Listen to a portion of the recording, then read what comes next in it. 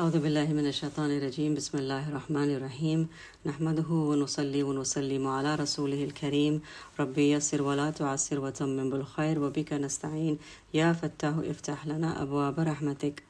تمام سامعین کو ایک بار پھر السلام علیکم ورحمۃ اللہ وبرکاتہ اور خوش آمدید ہمارے ہفتہ وار نشست میں، جس میں ہم نماز جیسی عظیم عبادت کے حوالے سے تفصیلات پڑھنے کی کوشش کر رہے ہیں۔ اللہ تعالی ہمارے پڑھنے کو اپنے بارگاہ پروقار میں قبول و منظور فرمائے اور ہمیں عمل کی توفیق عطا فرمائے، ہماری نمازوں کو احسان کا درجہ عطا فرمائے، آمین۔ تو جیسے کہ گزشتہ نشستوں میں ہم پڑھتے آ رہے ہیں، ہم نے نماز کے حوالے سے نماز کے شرائط پڑھے، نماز کے فرائض پڑھے، نماز کے واجبات پڑھے، مستحبات پڑھے، سنن پڑھے۔ تو آج انشاءاللہ ہم اپنے اس ہفتہ وار نشست جو ہمارا 12واں سبق ہے اور اس ہمارا اسلام کتاب کا جو سبق نمبر 23 ہے، اس میں نماز پڑھنے کا مسنون طریقہ، یعنی پورے ان تمام علوم کو ملا کر کے کس طرح سے نماز کو ایک خلاصہ پیش کیا جائے گا کہ نماز کو کس طرح سے تکبیر سے لے کر کے سلام تک پڑھا جائے۔ تو جیسے کہ پہلے بھی یہ ذکر ہو چکا ہے کہ نماز کا طریقہ ہم جب بیان کرتے ہیں تو مردوں کا بیان کیا جاتا ہے تاکہ ہمارے مرد حضرات، ہمارے بھائی بیٹے زندگی میں جو ہمارے محارم ہیں ان کو ہم بھی سکھلائیں، اور پھر جو خواتین کے حوالے سے اس میں جو استثناء ہے، جو اس میں خصوصیات ہیں، وہ بھی بیان کیے جاتے ہیں۔ تو نماز پڑھنے کا مسنون طریقہ، نماز پڑھنے کا طریقہ یہ ہے کہ باوضو قبلہ رخ دونوں پاؤں کے پنجوں کے بیچ 4 انگل کا فاصلہ کر کے کھڑے ہو جائیں اور دونوں ہاتھ کانوں تک لے جائیں۔ اب یہ مردوں کے لیے ہے، دونوں ہاتھ کانوں تک لے جائیں کہ انگوٹھے کان کے لو سے چھو جائیں اور انگلیاں نہ ملی ہوئی رکھیں اور نہ خوب کھولی رکھیں بلکہ اپنے حالت پر ہوں اور ہتھیلیاں قبلہ رخ ہوں۔ اور یہاں پر خواتین کے لیے کیا درس ہے کہ ہم اپنے ہاتھوں کو کندھوں تک لے جائیں گے، ہماری بھی ہتھیلیاں قبلہ رخ ہوں گی۔ اس کے بعد نیت کر کے اللہ اکبر کہتے ہوئے ہاتھ نیچے لے آئیں، پھر سے یہ مردوں کے لیے ہے، اور ناف کے نیچے باندھ لیں یوں کہ داہنی ہتھیلی کی گدی بائیں کلائی کے سرے پر ہو اور بیچ کی 3 انگلیاں بائیں کلائی کی پشت پر ہو، اور انگوٹھا اور چنگلی یعنی چھوٹی انگلی کلائی کے اغل بغل، اور اس کے بعد پھر جو پڑھنا ہے وہ پڑھیں۔ اور یہاں پر خواتین کا بتایا جائے کہ خواتین اپنے ہاتھوں کو اپنے سینے پر رکھیں گی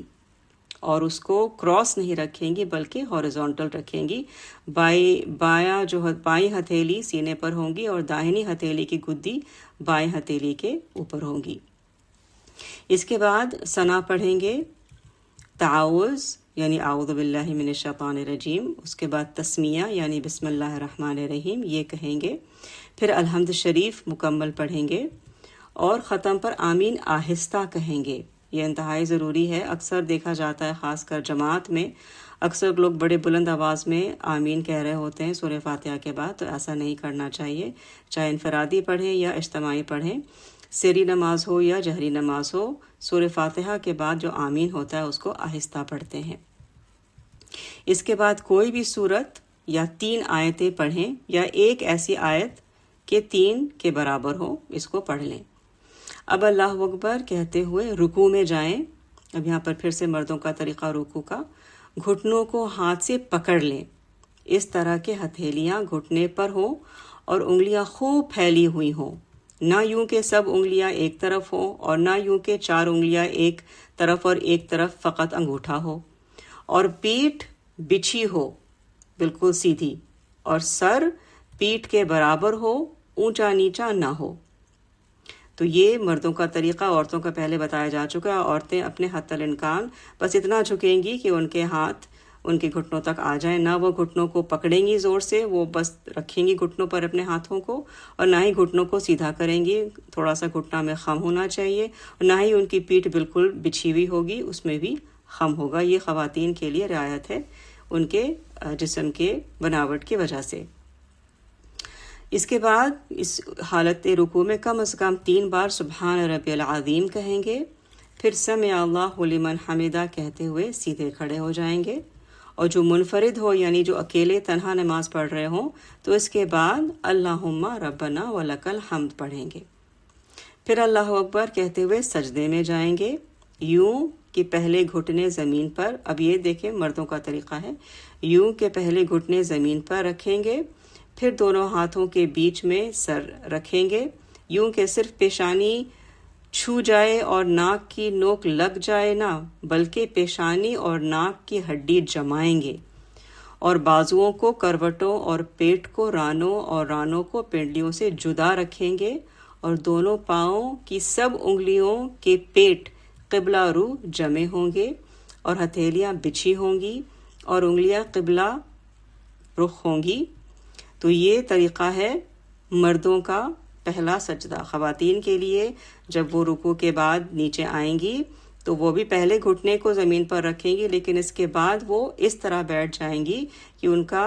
بایاں سرین زمین پر ہوگا اور دونوں قدم داہنی طرف نکلے ہوں گے۔ اس کے بعد وہ سجدے میں اس طرح سے جائیں گی کہ ان کے بازو کروٹوں سے جڑے ہوئے ہوں گے اور ان کا پیٹ رانوں سے جڑا ہوا ہوگا اور ان کے رانیں پنڈلیوں سے جڑی ہوئی ہوں گی، بالکل سمیٹ کر کے اپنے آپ کو وہ سجدہ کریں گی۔ یہاں پر ایک اور بات میں عرض کرتی چلوں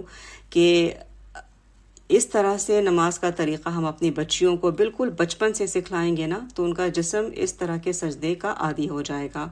اگر ہم نے بچپن سے اس طرح سے سجدہ نہیں کیا تو بڑے عمر میں آنے کے بعد تھوڑی دقت تو پیش آتی ہے، لیکن اللہ پاک ہماری نیتوں کو اور ہماری کوششوں کو دیکھتا ہے، تو ہم حد درجہ کوشش کریں کہ اس طرح سے ہم سجدہ کریں۔ تو سجدہ کی حالت میں ہم سبحان ربی الاعلیٰ کہیں گے 3 مرتبہ، پھر سر اٹھائیں گے، پھر ہاتھ اور داہنا قدم۔ اب پھر یہ مردوں کا طریقہ ہے کہ ہاتھ پہلے سر اٹھائیں گے، پھر ہاتھ اٹھائیں گے اور داہنا جو قدم ہے اس کو کھڑا کریں گے، اس کی انگلیاں قبلہ رخ کریں گے اور بایاں قدم بچھا ہوگا، بچھا کر اس پر خوب سیدھا بیٹھ جائیں گے، ہتھیلیاں بچھا کر رانوں پر گھٹنوں کے پاس رکھیں گے اور دونوں ہاتھ کی انگلیاں قبلہ رخ ہوں گی۔ تو یہ مردوں کے لیے، خواتین کے لیے ہمارا جو دونوں قدم ہے وہ آلریڈی داہنی طرف نکلے ہوں گے۔ پھر اللہ اکبر کہتے ہوئے سجدے کو جائیں گے اور اسی طرح سجدے کریں، پھر یعنی سبحان ربی الاعلیٰ 3 مرتبہ کہیں، پھر سر اٹھائیں، پھر ہاتھ کو گھٹنوں پر رکھ کر پنجوں کے بل کھڑے ہو جائیں۔ اب دوسری رکعت میں صرف بسم اللہ الرحمن الرحیم پڑھ کر قرأت شروع کریں، پھر اسی طرح رکوع اور سجدہ کر کے داہنا قدم، اور یہ مردوں کے لیے داہنا بایاں قدم بچھا کر بیٹھ جائیں، ان کا دایاں قدم جو ہے وہ کھڑا ہوگا، اور پوری اتحیات، اور مردوں کے لیے یہ ہے کہ بایاں جو داہنا قدم وہ کھڑا ہوگا، بایاں قدم پر وہ بیٹھیں گے۔ خواتین کے لیے دہرا دوں کہ ہم اپنے بائیں سرین پر بیٹھیں گے اور ہمارا دونوں قدم داہنی طرف نکلا ہوگا، جس کو حالت تورک کہتے ہیں۔ اس حالت میں اتحیات پڑھیں گے عبدہ و رسولہ تک، پھر رسولہ تک پڑھیں گے اور اس میں کوئی حرف کم و بیش نہ کریں گے، اور جب کلمہ لا کے قریب پہنچیں تو داہنے ہاتھ کے بیچ کی انگلی اور انگوٹھے کا حلقہ بنائیں گے اور چنگلی اور اس کے پاس والی انگلی کو ہتھیلی سے ملا دیں گے، اور لفظ لا پر کلمہ کی انگلی یعنی شہادت کی انگلی اٹھائیں گے، مگر اس کو جنبش نہ دیں گے، یعنی اس کو ہلائیں گے نہیں، بلکہ اس کو اٹھائیں گے اور اس کے بعد کلمہ الا پر گرا دیں گے اور سب انگلیاں فوراً سیدھی کر لیں گے۔ اب اگر 2 سے زیادہ رکعتیں پڑھنی ہوں تو اٹھ کھڑے ہو جائیں گے، اسی طرح پڑھیں گے، مگر فرضوں کی ان رکعتوں میں الحمد کے بعد سورت ملانا ضروری نہیں۔ تو فرض نماز کی اگر ہم مغرب پڑھ رہے ہیں تو 3ری رکعت میں، اور اگر ہم باقی فرائض پڑھ رہے ہیں تو 3ری اور 4تھی رکعت میں سورہ فاتحہ کے بعد سورت نہیں ملائیں گے۔ اب پچھلا قاعدہ جس کے بعد نماز ختم کریں گے، اس میں تشہد، یعنی اگر ہم 2 رکعت کی نماز پڑھ رہے ہیں یا پھر 4 رکعت کی نماز پڑھ رہے ہیں تو تشہد کے بعد درود شریف پڑھیں گے، پھر کوئی دعا معصورہ پڑھیں گے، مثلا اللہم انی ظلمت نفسی ظلما کثیرا وانہ لا یغفر الذنوب الا انت فاغفر لی مغفرۃ من عندک وارحمنی انک انت الغفور الرحیم۔ یہ وہ دعا ہے جو رسول اللہ صلی اللہ علیہ وآلہ وسلم نے سیدنا صدیق اکبر رضی اللہ تعالیٰ عنہ کو تعلیم فرمائی تھی۔ اور یا تو یہ دعا پڑھ لیں گے، اللہم ربنا آتنا فی الدنیا حسنۃ وفی الآخرۃ حسنۃ وقنا عذاب النار، اور اس کو بغیر اللہم کے نہ پڑھیں۔ پھر داہنے شانے کی طرف یعنی کہ رائٹ شولڈر کی طرف منہ کر کے السلام علیکم ورحمۃ اللہ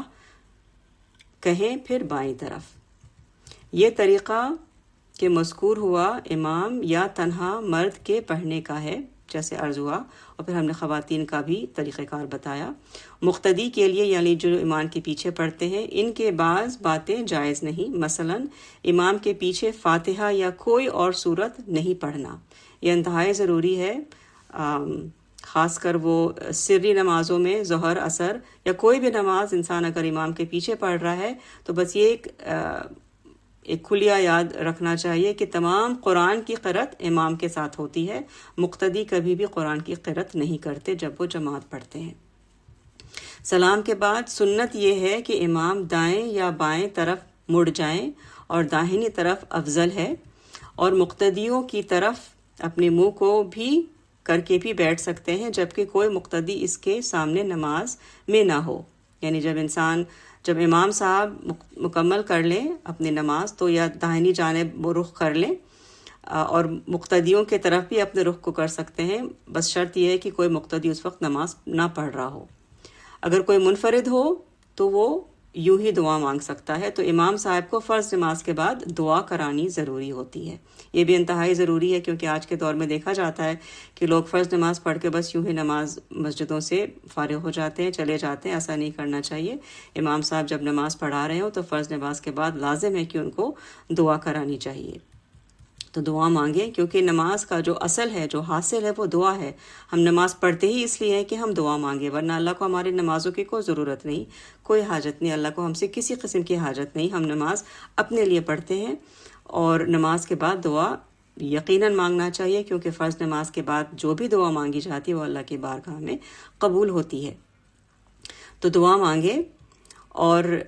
ظہر، مغرب اور عشاء کے بعد مختصر دعائیں پڑھیں، کیونکہ اس کے بعد سنتیں بھی پڑھنی ہوتی ہیں۔ اس کے بعد سنتیں پڑھیں، یعنی جو سنت موقتہ ہیں وہ ضرور پڑھیں۔ زیادہ طویل دعاؤں میں مشغول نہ ہوں کہ سنتوں میں تاخیر کرنا مکروہ ہے، اور سنتیں وہی نہ پڑھیں بلکہ دائیں بائیں آگے پیچھے ہٹ کر پڑھیں۔ یہ بھی سنت ہے، کیونکہ ہم جہاں پر بھی نماز پڑھتے ہیں وہ جگہ ہمارے لیے روز قیامت گواہی دے گی، تو کوشش کریں نماز کے بعد سنتوں پڑھنے کے لیے جگہ کو تبدیل کر لیں۔ فجر اور عصر کے بعد اختیار ہے، جس قدر پڑھنا چاہیں یعنی جتنی طویل دعا کرنا چاہیں کریں، کیونکہ فجر اور عصر کے فرض کے بعد کوئی سنتیں نہیں ہوتی، تو جتنا چاہیں پڑھیں، مگر اگر آپ امام ہیں تو مقتدیوں کا ضرور خیال رکھیں۔ تو یہ ہے نماز مسنون طریقہ۔ آپ نے دیکھا کس طرح سے ہمارے دین اسلام نے، شریعت نے ہمیشہ لوگوں کا خیال رکھا۔ جب امام نماز پڑھا رہے ہیں تو ہمیشہ رسول اللہ صلی اللہ علیہ وآلہ وسلم کی سنت مبارک ہوتی تھی کہ اگر ان کو کسی بچے کے رونے کی آواز آتی تھی تو وہ نماز کو مختصر کر لیتے تھے تاکہ کسی کو تکلیف نہ پہنچے۔ تو یہ ہمارے دین کی روح ہے، کبھی کسی انسان کو تکلیف نہ پہنچائیں۔ عبادات میں ہم اللہ کے رخ اس نماز کو ادا کریں، اور جو معاملات ہیں جہاں پر اللہ کے بندوں کی بات آتی ہے تو اس میں اللہ تعالیٰ نے ہمیں بہت زیادہ دوسروں پر رحم کرنے کی تلقین فرمائی ہے۔ اللہ تعالیٰ ہمیں نماز کی حکمتوں کو سمجھنے کی توفیق عطا فرمائے، نمازوں کو 5 وقت خشوع اور خضوع کے ساتھ پڑھنے کی توفیق عطا فرمائے، اور اپنے بارگاہ پروقار میں ان نمازوں کو اپنا قرب کا باعث بنائے۔ آمین اللہم آمین، بجائے سید المرسلین صلی اللہ علیہ وآلہ وسلم، وآخر دعوانا ان الحمد للہ رب العالمین۔